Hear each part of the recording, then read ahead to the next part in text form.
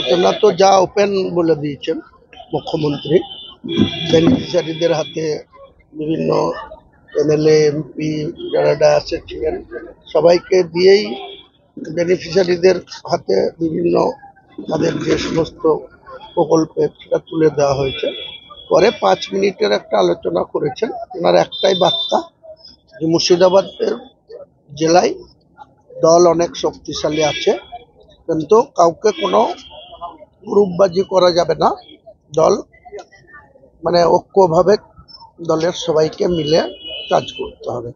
MLA MP জেলা পরিষদ block সবাইকে একতা হয়ে কাজ করতে হবে। কোনো গ্রুপবাজি আমি মানব না, এটাই উনি নির্দেশ দিয়েছেন করাবো।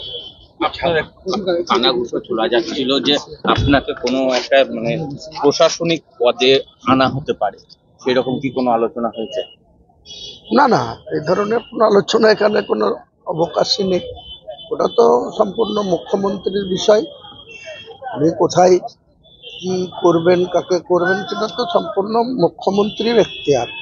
এইসব ব্যাপারে এইসব জায়গায় জেলার সব বিধায়ক, সব এমপি, জেলা পরিষদের কর্মাধ্যক্ষ, সভাধিপতি সবাইকে নিয়ে একটা বার্তা তিনি দিলেন। একটাই বার্তা যে দলে ঐক্যতা বজায় রাখতে হবে, কোনো গ্রুপবাজি মানা হবে না। আর একটা কথা উনি বলেছেন যে আবাসন প্রকল্পের যে 60,000 টাকা করে বেনিফিশিয়ারিকে দেওয়া হয়েছে, প্রায় 14 কোটি কত লক্ষ টাকা ডিস্ট্রিবিউট হয়েছে, 12 লক্ষ বেনিফিশিয়ারিকে 60,000 টাকা হাফ। আরো 60,000 টাকা আরো 2-3 মাসের মধ্যে আগামী দেওয়া হবে। তো এই সমস্ত আবাসন প্রকল্পের যে টাকা রাজ্য সরকার দিচ্ছে, এটা কেন্দ্র সরকারের আগে থেকে স্কিম ছিল 60-40 রেশিওতে, 60% কেন্দ্র সরকার দিত আর 40% রাজ্য সরকার।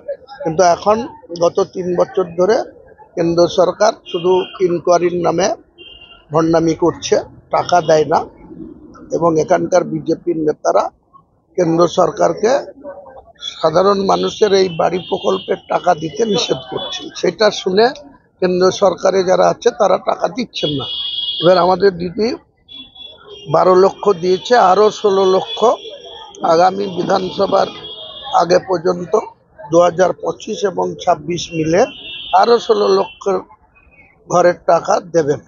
এই 12 লক্ষ টাকা যাদের ডিস্ট্রিবিউট হয়েছে, কোথাও কোথাও অভিযোগ যাচ্ছে যে ওই যারা টাকা পেয়েছে তাদের কাছে নিচের স্তরের কেউ মেম্বার, কেউ দলের বুথের নেতা, তারা তাদের নিজেদের স্বার্থ দেখছে এবং কোথাও 5,000 থেকে 10,000, 15,000 টাকা পর্যন্ত টাকা চাইছে।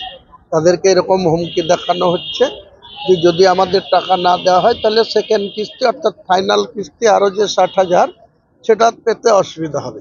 সেটা মুখ্যমন্ত্রী পরিষ্কার বার্তা দিয়েছেন যে কোনো আবাসন প্রকল্পের স্তর পঞ্চায়েতের কোনো পদাধিকারী বা কোনো দলের পদাধিকারী এই বেনিফিশিয়ারিদের কাছ থেকে কোনো টাকা নিতে পারবে না। যদি নেয় তাহলে মুখ্যমন্ত্রীর কাছে রিপোর্ট হলে তাদের এগেইনস্টে ড্রাস্টিক অ্যাকশন নেওয়া হবে, তাদের পুলিশের কাছে এফআইআর করে তাদের গ্রেপ্তার করে দেওয়া হবে, এটা মুখ্যমন্ত্রী বলেছেন।